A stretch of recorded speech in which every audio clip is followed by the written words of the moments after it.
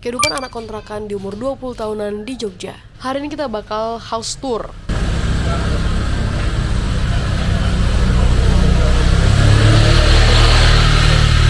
So, rumahnya itu lumayan gede ya bagian depannya.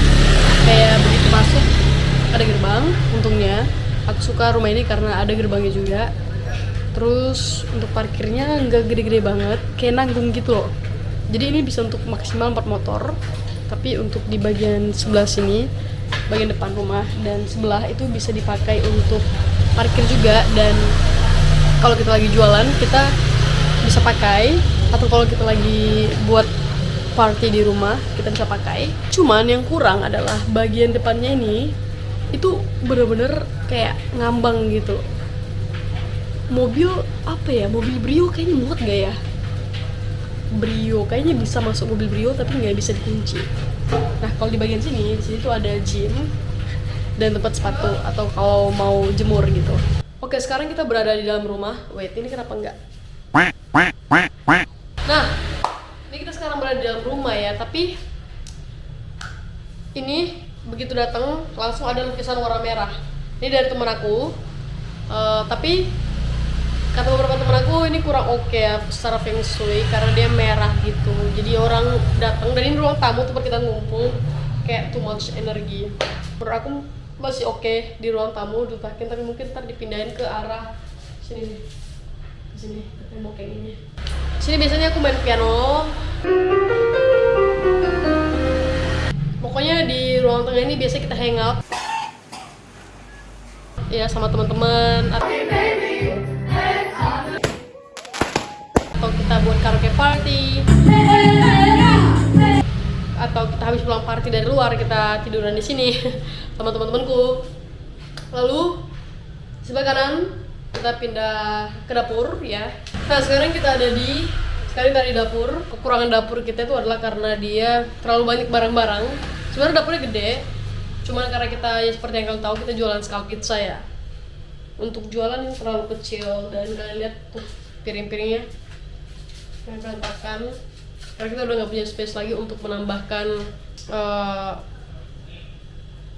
tempat-tempat lain.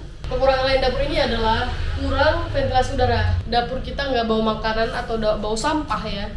Antara sampah ditaruh di luar, or kita buka pintu, yang mana males banget. Kalau kalian kalau kalian tinggal di Jogja dan kalian pernah lihat rumah aku, kalian pasti tahu kalau rumah aku tuh sering tutup karena di depan itu langsung jalan dan banyak debu. Oh ya, satu lagi, sampah di rumah kita itu nggak kita bayar ke kota ya. Kita nggak kasih dan diangkat. Kita nggak bayar dan diangkat sampahnya, tapi kita bakar sendiri. Lanjut kita lihat ke kamar. Yes, tuh. Ini jadi gudang. Kita mau sewain tapi kayak belum dapet gitu orangnya. Oke, kalau kita ada barang-barang, bahkan aqua galon pun kalau belum mau dibuat di tempatnya, kita buat di sini dulu gitu. Atau kadang kalau lagi ada kebutuhan khusus, aku biasa bikin konten di sini karena ini studio ya. Nah, sekarang kita berada di kamarku. Lokasi kamarku deket kamar mandi dan depan-depanan gitu sama roommate-nya aku.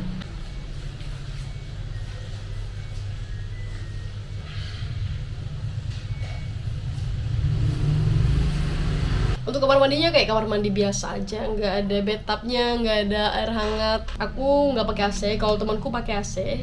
Yang mana rumah ini sangat santuy ya. Kalian bisa lihat bagian depan itu bisa dicoret-coret. Listriknya kita naikin karena bikin studio dan skala pizza. Kalau kita mau buat AC juga ya pasang aja. Kalau teman aku dia punya dipan kamarnya, kalau aku nggak punya dipan. Karena aku selama ngekos selalu pakai dipan dan aku tuh bosen. Jadi aku waktu kontrak aku nggak mau pakai dipan. Rumah ini menurut aku lumayan murah ya, kayak 20 juta setahun dan 3 kamar. Jadi per orang palingan cuma 6,5 gitu. Emang exclude listrik dan air, tapi itu pun murah, cuman 200.000 gitu. Kalau menurut kalian gimana guys? Termasuk murah nggak kontrakan kita ini, dan worth it nggak menurut kalian? Oke deh guys, itu aja yang bisa aku share hari ini. Gimana menurut kalian guys? Komen lah.